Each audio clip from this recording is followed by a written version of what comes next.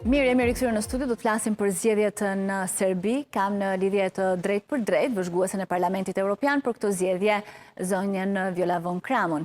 Zonja von Kramon, faleminderit shumë që jeni sot me ne.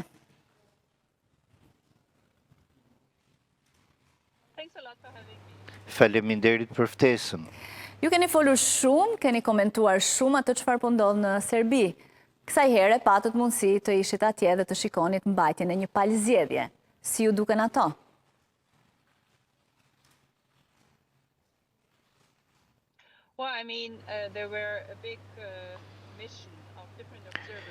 Ishte një mision i madh nga vëzhgues të shumt, nga Këshilli i Evropës, nga Komisioni Evropian, Parlamenti Evropian.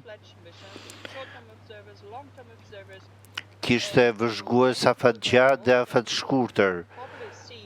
Pra ishin përfshirë shumë njerëz.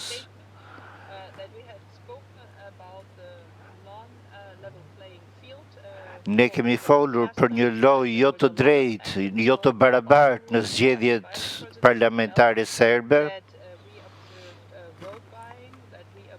Ne konstatuam blerje të votësh, votime në masë dhe votime nga njerëz që nuk ishin nga Beogradi.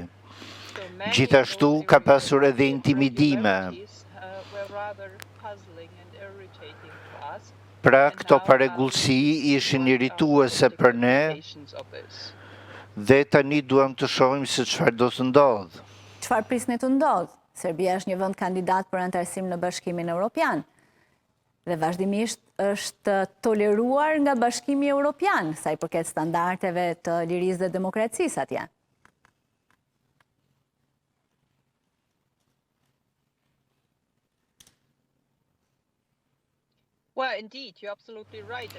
Keni shumë të drejtë, ashtu është.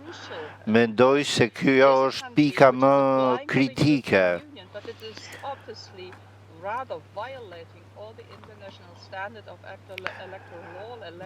Kjo nuk ka të bëjë vetëm me Bashkimin Evropian, por me shkeljen e të gjitha standardeve ndërkombëtare të zgjedhjeve. Ajo që ne kërkojmë është që të respektohen sundimi i rendit dhe ligjit dhe i të gjitha standardeve kur bëhet fjalë për pavarësinë e medias apo për pavarësinë nga ndikimi i politikës apo i kandidatëve.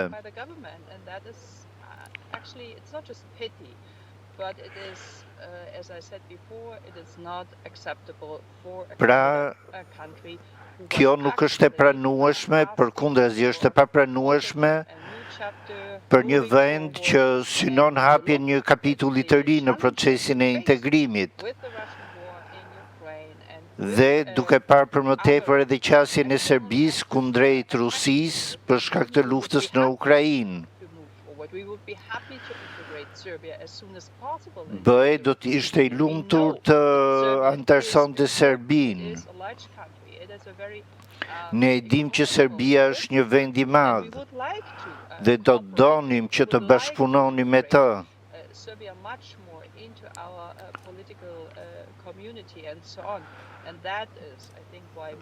Dhe kjo është arsyeja përse shumë nga ne vëzhguesit jemi të zhgënjur nga ky zhvillim i zgjedhjeve.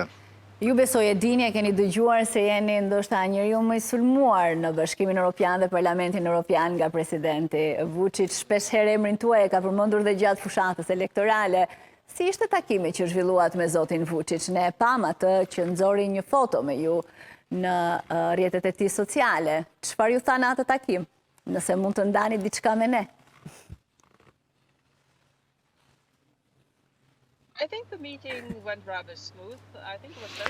Mendoj se takimi shkoi qetë.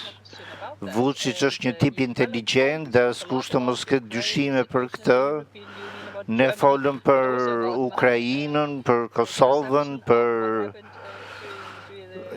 për shumë gjëra. Ndaj ishte një takim pozitiv, por kjo nuk do të thotë se unë bie dakord me gjithçka që tha ai.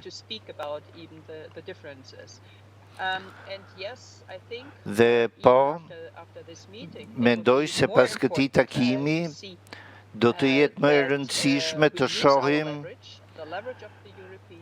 nëse do të përdoren mjetet e Bashkimit Evropian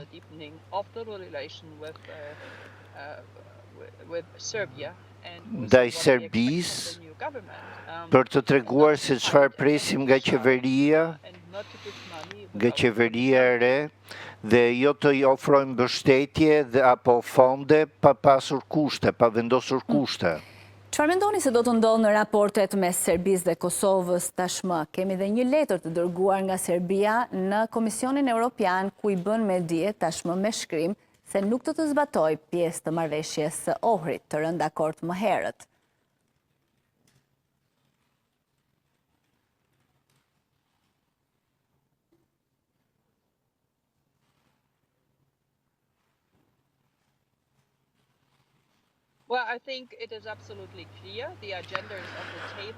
Është absolutisht e qartë, agenda është në tryezë,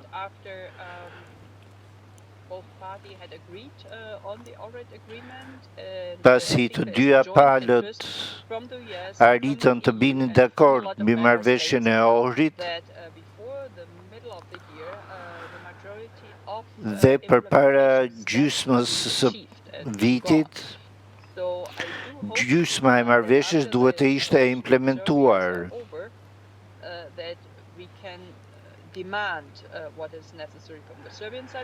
Ne mund të kërkojmë Serbisë se çfarë është e nevojshme që ajo të bëjë, por duhet t'i kërkojmë edhe Prishtinës të njëjtën gjë.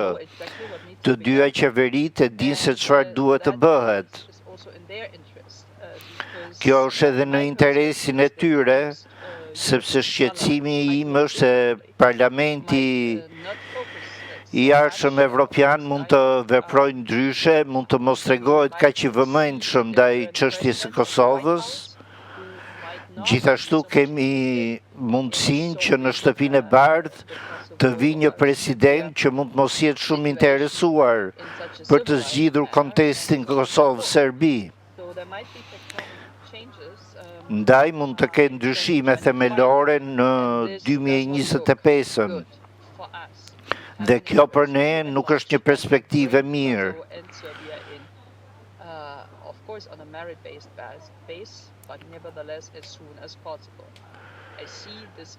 Me sa shoh,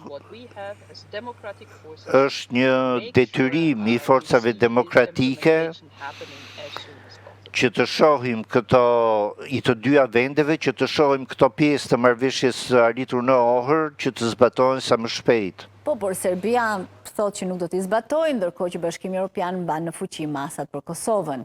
Është pak e padrejtë dhe aq më tepër që shohim edhe se si në Serbi janë standardet demokratike të cilat i kërkon Bashkimi Evropian.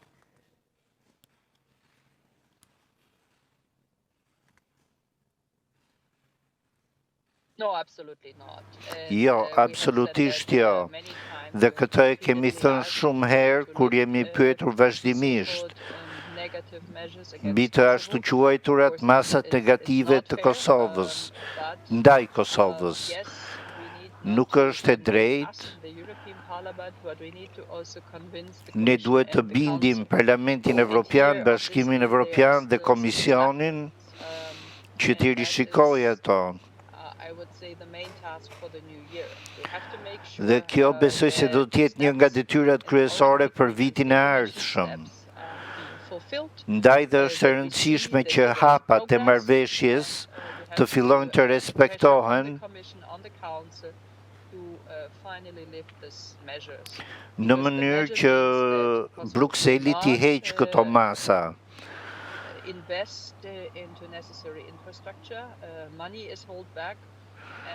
Pasi ndryshe nuk do të ketë në investime, nuk do të ketë fonde, pasi BE nuk do t'i lëshojë lehtësisht.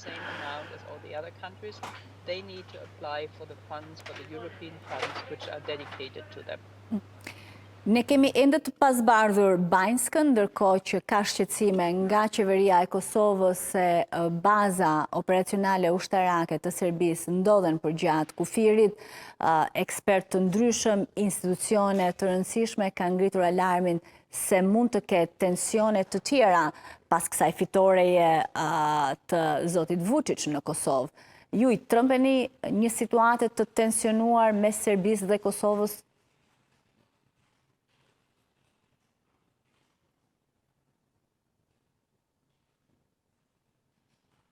But to be honest, I was a bit more cautious here. I don't see that anyone would gain from a big war. Personalisht mendoj se askush nuk do të përfitonte nga një luftë e madhe. Këtë e kemi parë edhe në Ukrainë, askush nuk përfiton asgjë.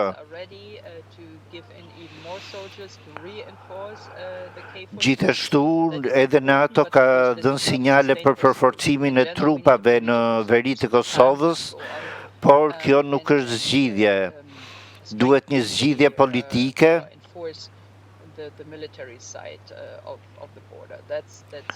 Dhe jo vetëm përforcimi ushtarak në njërën anë të kufirit. Por mendoj se incidenti i Banjskës ishte me të vërtet i frikshëm, me gjithë ato pajisje ushtarake të gjetura. Askush nuk e di se cila ishte arsyeja e pranisë së tyre.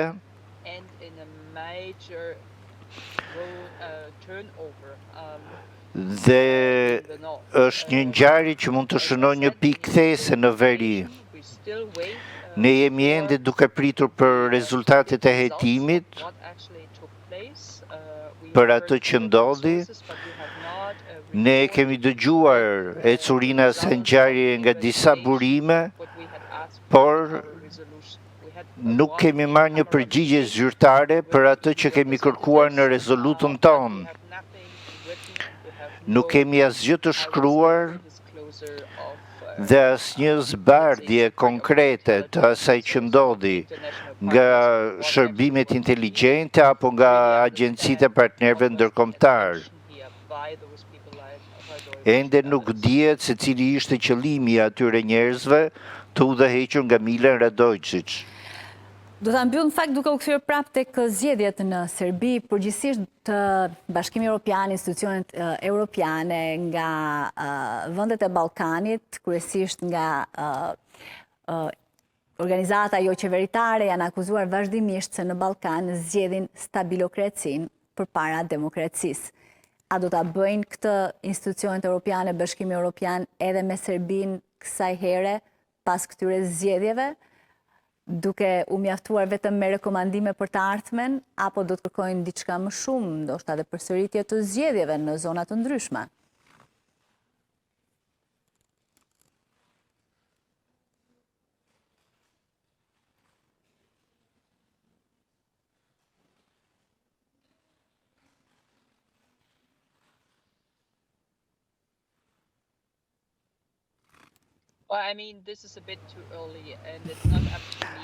Është ende herët për të folur për këtë dhe nuk më takon mua të bëj rekomandime. Ne duhet të sigurohemi që të kemi çdo hetim në Serbi, që opozita nëse kërkon që të jetë fort, duhet të jetë e bashkuar dhe të dalë me një strategji, por nuk është në kapacitetin tim që të bëj rekomandime. Sidoqoftë, duke qenë se BE ka një procedurë ndërmjetësimi, ne mund ta ofrojmë atë nëse na kërkohet. Mund të ketë kolegë nga Parlamenti Evropian, të cilët mund të lehtësojnë dialogun mes pozitës dhe opozitës serbe.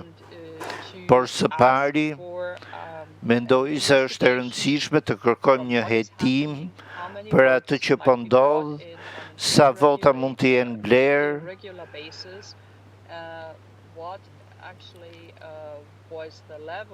cili ishte niveli i shkeljeve në zgjedhje, Dhe mendoj se këtu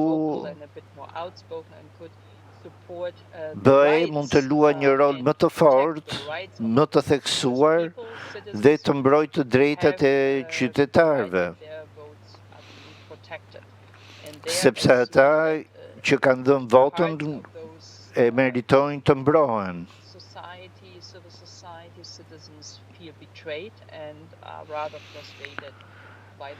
Shpesh, një pjesë e shoqërisë ka mbetur e zhgënjur nga këto rezultate të zgjedhjeve serbe.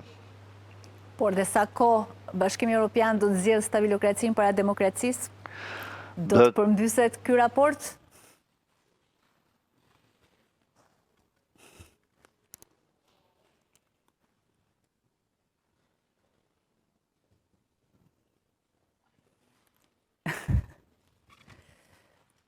Well, I mean,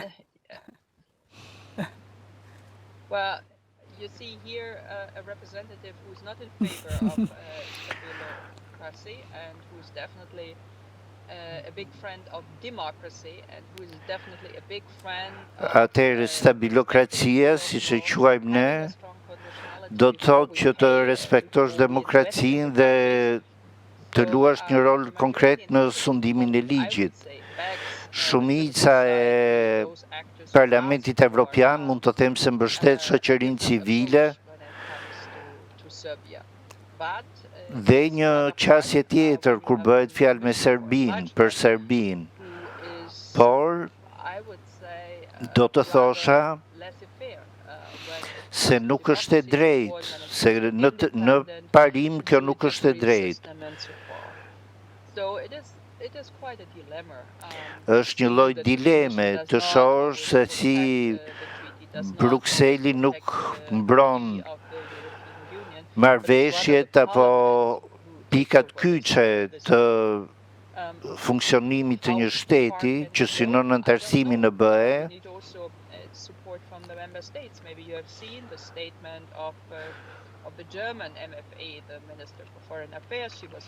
Ne kemi parë dhe deklaratën e ministres së jashtme gjermane, e cila ishte shumë e qartë për atë që priste nga Serbia. Ndaj duhet të shohim edhe se si Këshilli Evropian do të sillet ndaj Serbisë përpara se të ofrojë mbështetjen përmes fondeve të ndryshme. Ju falenderoj shumë që ishit sot me ne. Mrs. Von Kran. Thanks a lot for having me and I wish you a good day and hopefully peaceful holidays. Faleminderit për ftesën dhe ju uroj një ditë të mbarë dhe pushime të paqta. Faleminderit shumë.